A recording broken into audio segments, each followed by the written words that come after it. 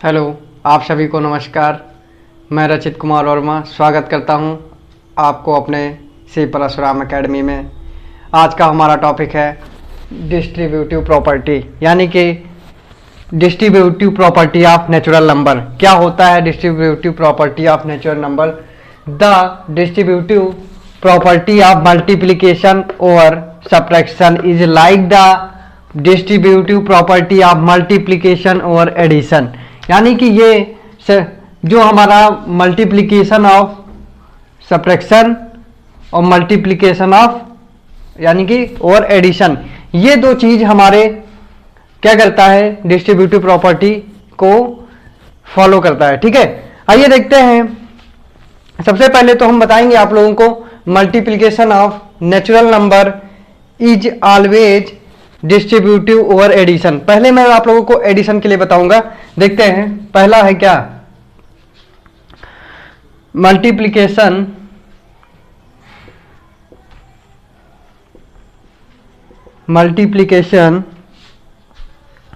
Of natural number, multiplication of natural number, multiplication of natural number is always distributive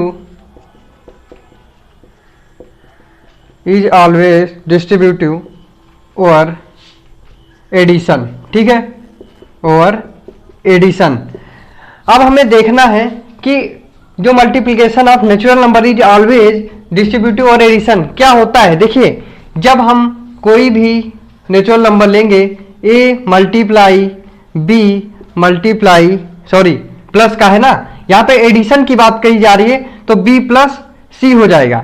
यानी कि multiplication भी आ रहा है और एडिशन भी आ रहा है। क्या कह रहा है, multiplication of natural number is always distributive over addition. यानी कि यहाँ पे मल्टीप्लिकेशन की भी बात हो रही है और एडिशन की भी बात हो रही है। ठीक है, इक्वल टू क्या हो जाएगा, जब हम ए का मल्टीप्लाई बी से करेंगे और ए का मल्टीप्लाई सी से करेंगे तो हमारा क्या आ जाएगा, ए का मल्टीप्लाई जब बी से करेंगे तो क्या आ जाएगा, ए बी, यही तो आएगा ए बी। ठीक, और जब ए का मल्टीप्लाई सी से करेंगे तो प्लस का क्या हो जाएगा, ए सी। क्या हो जाएगा, ए सी। जहां पे साइन ए बी के बीच में कोई साइन नहीं है तो इसमें क्या होता है, ये मल्टीप्लाई होता है। क्या होता है, ये मल्टीप्लाई होता है। यानी कि ए का मल्टीप्लाई बी से और प्लस साइन लगाए तो प्लस साइन लगा दिए और ए का मल्टीप्लाई सी से किया है। ठीक है, तो क्या हो जाएगा, ए सी। ठीक, ये होता है हमारा मल्टीप्लिकेशन ऑफ, यानी कि ये multiplication of natural number is always distributive over addition, ये होता है। ठीक है, क्वेश्चन जैसे दे दिया जाए, एग्जाम्पल मान लीजिए दे दिया जाए, एग्जाम्पल दे दिया जाए 5 8 प्लस 4। ठीक है, यानी कि 5 मल्टीप्लाई ब्रैकेट 8 प्लस 4 कह दिया जाए कि rewrite the expression using the distributive property of addition. ठीक है, तो इसमें हम प्रॉपर्टी ये प्रॉपर्टी लगाएंगे। जब 5 को हम 8 से मल्टीप्लाई करेंगे तो क्या आ जाएगा, 5 मल्टीप्लाई 8, और जब 5 का हम 4 से मल्टीप्लाई करेंगे, प्लस साइन लगा है बीच में क्या लगा है, प्लस साइन लगा है, तो यहाँ पे प्लस लगा लेंगे तो क्या आ जाएगा, 5 मल्टीप्लाई 4। ठीक है, अब हमें क्या करना है, हमें ये देखना है क्या ये सबसे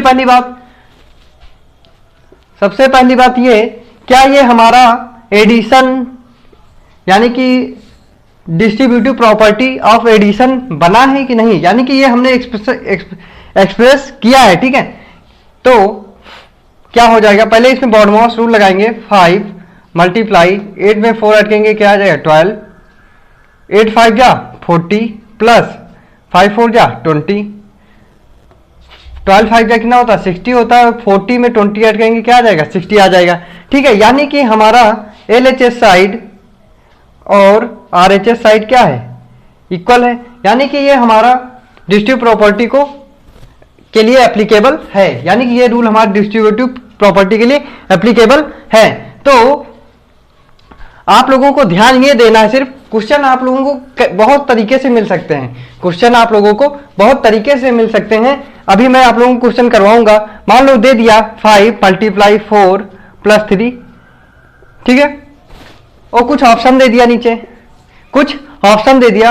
ऑप्शन क्या दे दिया, जैसे दे दिया 5, कह दिया इसको आपको क्या करना है, डिस्ट्रीब्यूटिव प्रॉपर्टी ऑफ एडिशन लगाना है। तो कैसे लगाएंगे, ऑप्शन दे दिया, मान लो 4 ऑप्शन दे दिया नीचे, 5 × 3 - 5 × 4। एक तो ऑप्शन ये हो गया। दूसरा ऑप्शन क्या दे दिया, दूसरा ऑप्शन ये दे दिया 4 × 3 - 3 × 5। दूसरा ऑप्शन ये दे दिया, मान लो एडिशन के लिए, ठीक है। थर्ड क्या दे दिया, मान लो दे दिया जाए 20 + 15, क्या दे दिया जाए, 20 + 15 दे दिया जाए। और फोर्थ ऑप्शन क्या दे दिया जाए, 5 × 4 5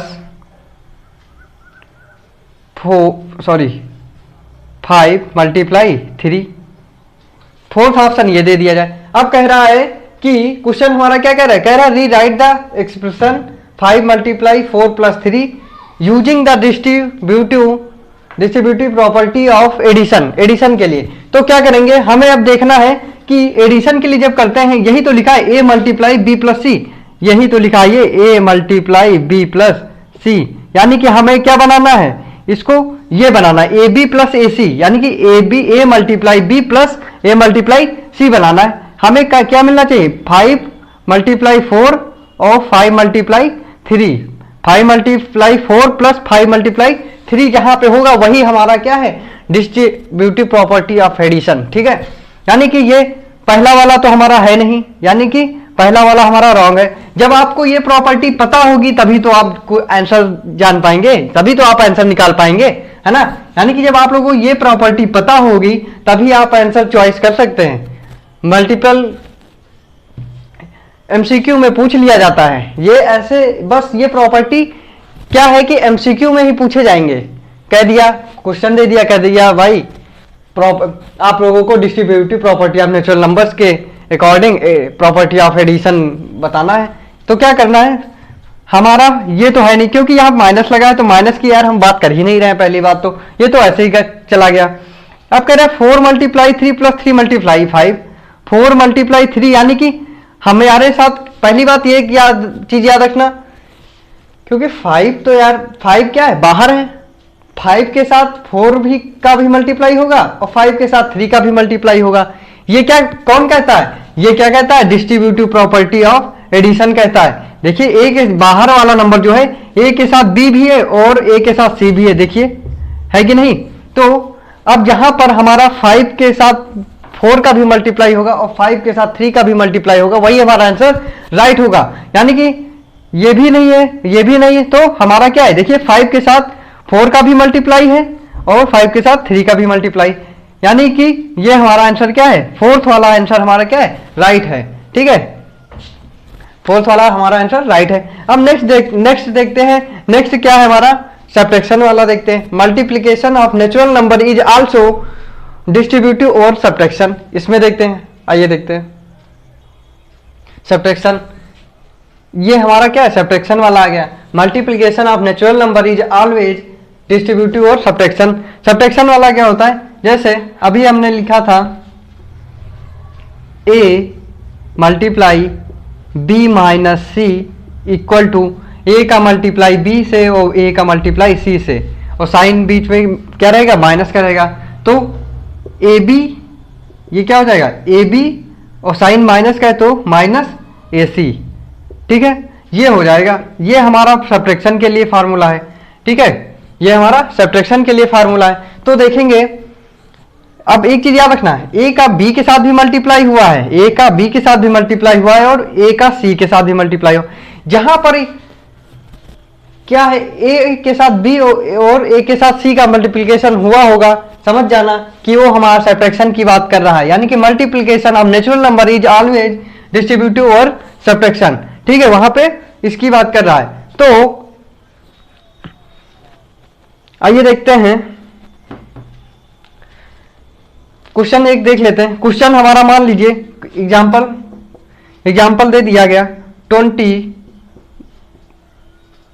minus 2 is equal to 20 multiply 9 minus 20 multiply 2। ठीक है, ये दे दिया गया, यानी कि एक 20 का मल्टीप्लाई 9 से भी हुआ है और 20 का मल्टीप्लाई 2 से भी हुआ है। देखिए 20 का मल्टीप्लाई 9 से भी हुआ है और 20 का मल्टीप्लाई 2 से भी हुआ है। तो क्या करना है, अब हमें LHS साइड और RHS साइड क्या करना है, इक्वल अगर आ जाएगा तो हमारा ये रूल फॉलो करता है। देखते हैं 20 मल्टीप्लाई 9 से 2 जाएगा 7 इज इक्वल टू 9 2 जा 18 यानी कि 180 हो जाएगा, और माइनस 20 2 जा 40 यानी कि 7 2 जा कितना होता है 140 होता है, और 180 माइनस 40 यानी कि आ जाएगा 140, यानी कि LHS is equal to RHS, यानी कि left hand side is equal to right hand side. ठीक है, यानी कि ये हमारी प्रॉपर्टी को फॉलो करता है। अब आइए देखते हैं कि क्वेश्चन कैसे बनते हैं, यानी कि distributive property of natural number पे क्वेश्चन कैसे बनते हैं। आइए देखते हैं। देखिए क्वेश्चन कह रहा है री right the expression 10 multiply 15 minus 6 using the distributive property of subtraction. ठीक है, यानी कि हमें using the distributive property of subtraction वाली जो प्रॉपर्टी है उसको हमको यूज करके आंसर बताना है। यानी कि हमारा क्या दे दिया 10 15 माइनस 6 ये दे दिया गया है, और कुछ ऑप्शन दे दिए गए, फर्स्ट सेकेंड थर्ड फोर्थ करके ऑप्शन दे दिया गया है, और कह रहा है कि इसमें से कौन सा आंसर राइट है। यानी कि डिस्ट्रीब्यूटिव प्रॉपर्टी ऑफ सब्ट्रैक्शन का फार्मूला फॉलो करके कौन सा आंसर हमारा राइट है। ठीक है, यानी कि इसको एक्सप्रेस करेंगे, यानी कि इसका विस्तार रूप करेंगे तो क्या हो जाएगा, जब हम लोगों को पता होगा कि डिस्ट्रीब्यूटिव प्रॉपर्टी ऑफ सब्ट्रैक्शन क्या होता है, तभी तो आप कर पाएंगे, तभी तो आप इसमें क्वेश्चन को चॉइस कर सकते हैं ना। ये सभी कंपटीशन में पूछा जाता है, डिस्ट्रीब्यूटिव प्रॉपर्टी क्या होता है, क्लोजर प्रॉपर्टी क्या होता है, यानी कि जितनी भी हमने नेचुरल नंबर की जितनी भी प्रॉपर्टी बताया है सारी कंपटीशन में पूछी जाती हैं। अगर आप लोगों को 5th क्लास से लेकर 10th क्लास तक की मैथ एकदम परफेक्ट आती है, आप कंपटीशन कोई भी निकाल सकते हैं। ठीक है, अब हमें पता है कि डिस्ट्रीब्यूटिव प्रॉपर्टी ऑफ सब्ट्रैक्शन क्या है, यानी कि देख लीजिए A multiply B minus C is equal to AB minus AC, यही तो था AB माइनस AC, ये प्रॉपर्टी थी। तो हमारा दे दिया गया है एक, मान लो A की जगह पे 10 दे दिया गया, A की जगह पे क्या दे दिया गया 10 दे दिया गया, और B के जगह पे क्या है 15 है। ठीक है, और C क्या है हमारा, C हमारा 6 है। ठीक है, C हमारा 6 है, यही तो दिया है। तो देख लेते हैं A की जगह पे क्या हमारा 10 है, मल्टीप्लाई B की जगह पे क्या है हमारा 15, और C की जगह पे माइनस 6 दे दिया गया।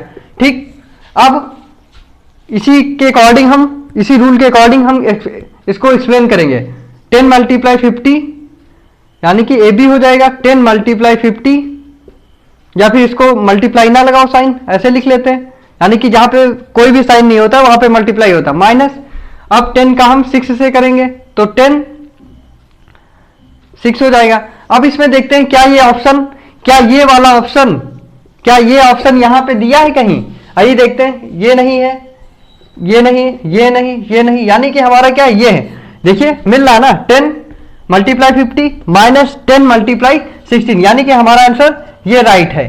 ठीक है, ये आंसर हमारा राइट है। आप लोगों को इसी प्रकार के क्वेश्चन मिलेंगे, सिर्फ आप लोगों को प्रॉपर्टी को क्या करना है, याद रखना है, चाहे क्लोजर प्रॉपर्टी हो, चाहे डिस्ट्रीब्यूटिव प्रॉपर्टी हो, चाहे कोम्यूटेटिव प्रॉपर्टी हो, सारी प्रॉपर्टी आप लोगों को याद रखना है, तभी आप लोग एनसीईआरटी में ऐसे ही क्वेश्चन आते हैं, एमसीक्यू क्वेश्चंस आते हैं। ठीक है, आप लोगों को प्रॉपर्टी बिना याद किए आप लोग नेचुरल नंबर की कोई भी प्रॉपर्टी याद नहीं होगी तो आप लोग क्वेश्चन को सॉल्व नहीं कर सकते हैं। ठीक है, अब देखते हैं जो हमारे अर्थमेटिक ऑपरेशन थे, डिवीजन, मल्टीप्लिकेशन, सब्ट्रैक्शन और एडिशन, ये कौन कौन सी प्रॉपर्टी फॉलो करती थी, यानी कि आज हम एक टेबल बना के बता दे रहे हैं,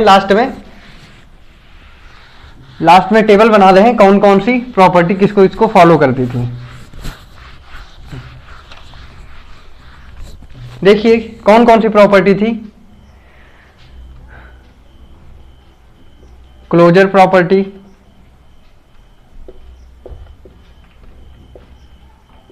प्रॉपर्टी, कोमोटेटिव प्रॉपर्टी,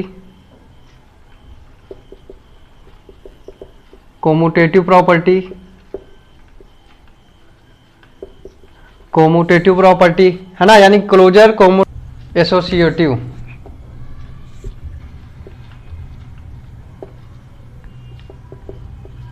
एसोसिएटिव प्रॉपर्टी। ठीक है, हमारे अर्थमेटिक ऑपरेशन कौन कौन से थे? अर्थमेटिक ऑपरेशन कौन कौन से?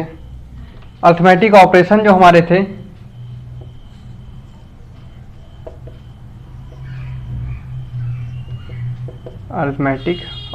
हमारे थे प्लस था, सब्ट्रैक्शन, मल्टीप्लिकेशन और डिवीजन, ये हमारे अर्थमेटिक ऑपरेशन थे। यानी कि लिख लेंगे यहाँ पे एडिशन, सब्ट्रैक्शन, मल्टीप्लिकेशन,